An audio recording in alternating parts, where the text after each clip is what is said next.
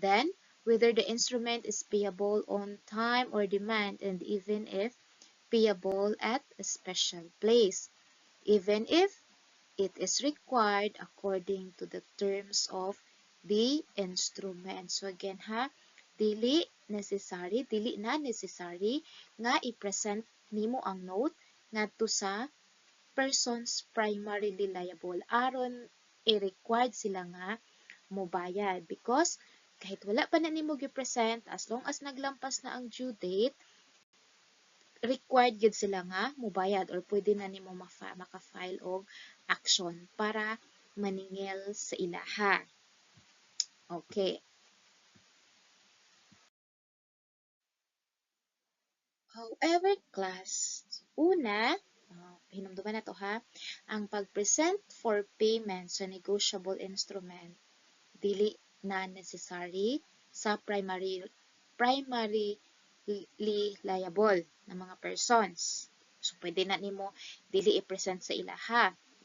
However, presentment for payment is necessary to persons secondarily liable. Si drawer, katong nag-prepare sa bill of exchange, nagperma sa payable to order nga instrument, or si endorsers, katong nagperma, nag-endorse sa negotiable instrument.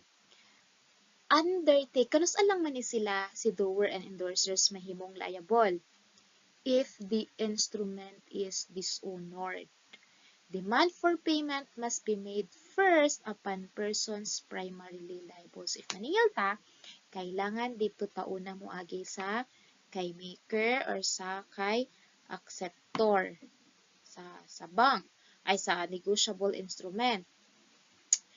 If na-dishonored siya or wala nila nabayaran, then pwede na dayon ta makapaningil dito kay drawer and endorsers. Kung wala na to na siya gi-present sa persons primarily liable, then dili magiging liable kani si drawer and si endorsers. Demand for payment is effected by presenting the instrument. So, kailangan mag-demand tauna, maningil tauna dito kay primarily liable na persons. Ay hata, kung na-dishonored siya or wala na bayaran, ay na ta maka-go after sa person secondarily liable. Unsaon man nato pagpaningil?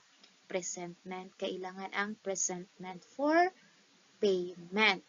So, nagibutang diha, demand for payment is effected by presenting the instrument for payment. Ngano man, dishonor by primary party occurs when proper presentment is made and acceptance or payment is refused.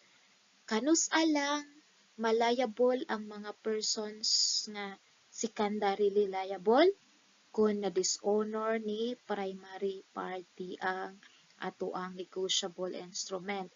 Kanus ata makaingon nga gi-dishonor na nila kung after na to gi-present sa ilaha, after na-accept ni bank, apan wala siya gibayaran. So, kung gi-dishonor nila, activates the secondary liability of the drawer and endorser. So, gi-present na to sa persons primarily liable.